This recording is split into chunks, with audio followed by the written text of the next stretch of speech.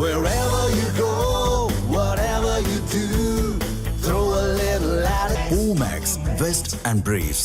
ஊதிய உயர்வு உள்ளிட்ட கோரிக்கைகளை வலியுறுத்தி சென்னை சைதாப்பேட்டையில் ஊராட்சி பணியாளர்கள் போராட்டத்தில் ஈடுபட்டுள்ளனர். இது தொடர்பான கூடுதல் தகவல்களோடு இணைப்பில் இருக்கிறார் எமது செய்தியாளர் வினோத். அவரிடம் விவரங்களை கேட்டு பெறலாம்.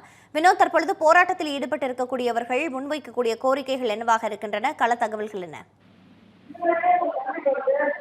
வணக்கம் கீதா. ஊதிய உயர்வு, தனிநபர் இல்ல கழிப்பறைக்கு ஊக்கத்தொகை, திடக்கழிவு மேலாண்மை பணிகளை சுகாதார ஊக்குநர்களுக்கு வழங்க வேண்டும் உள்ளிட்ட கோரிக்கைகளை வலியுறுத்தி கோத்தா ஊராட்சி பணியாளர்கள் சங்கத்தின் கூட்டமைப்பின் சார்பில் சென்னை சைதாப்பேட்டையில் உள்ள பனகல் மாளிகையை முற்றுகையிட்டு போராட்டத்தில் ஈடுபட்டு வருகிறார்கள். இந்த போராட்டத்தில் தமிழகம் முழுவதும் இருக்கக்கூடிய இந்த ஊக்குநர்கள் தான் தற்போது பங்கேற்று போராட்டத்தில் ஈடுபட்டு வருகிறார்கள்.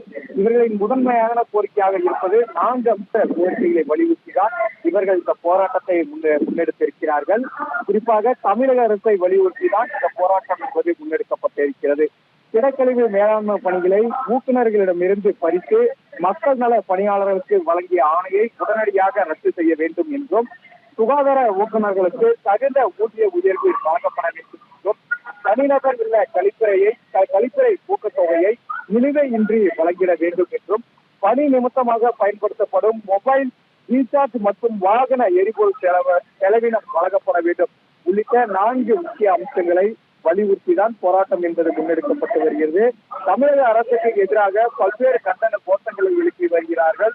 குறிப்பாக 10 ஆண்டுகளுக்கு மேலாக அனைத்து ஊராட்சிகளிலும் பணியாற்றி வந்த சுகாதார ஊக்குநர்களை மறைமுகமாக பணி நீக்கம் செய்துவிட்டு மக்கள் நல பணியாளர்களுக்கு பணி வழங்கியதாகவும் அவர்கள் குற்றச்சாட்டை முன்வைத்திருக்கிறார்கள். ஊதியம் வழங்காமல் இழுத்தடித்து வரும் தமிழக அரசின் செயல் கண்டிக்கத்தக்கது என்று கோஷங்களை எழுப்பிட்டு தற்போது அவர்கள் முற்றுகை போராட்டத்தில் ஈடுபட்டு வருகிறார்கள். அவர்கள் கோரிக்கையை வலியுறுத்தும் பதாகைகள் ஏற்றியபடி அவர்கள் இந்த போராட்டத்தில் முன்னெடுத்திருக்கிறார்கள். சுமார் தமிழகம் முழுவதும் இருக்கக்கூடிய 500க்கும் மேற்பட்ட ஊராட்சி ஊக்குநர்கள் தான் இந்த போராட்டத்தை முன்னெடுத்திருக்கிறார்கள். தமிழகம் முழுவதும் உள்ள அனைத்து மாவட்டங்களில் இருந்தும் இருக்கக்கூடிய ஊக்குநர்கள் இந்த பகுதிக்கு வருகை தந்திருக்கிறார்கள். பதாகை ஏற்றி வைத்து தமிழக அரசுக்கு எதிராக இந்த கண்டன கோஷங்களை எழுப்பி வருகிறார்கள்.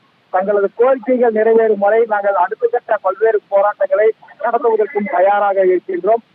உடனடியாக தமிழக அரசு சார்பில் தங்களை அழைத்து பேசி பேச்சுவார்த்தை நடத்தி தங்களது கோரிக்கைகளை நிறைவேற்ற வேண்டும்.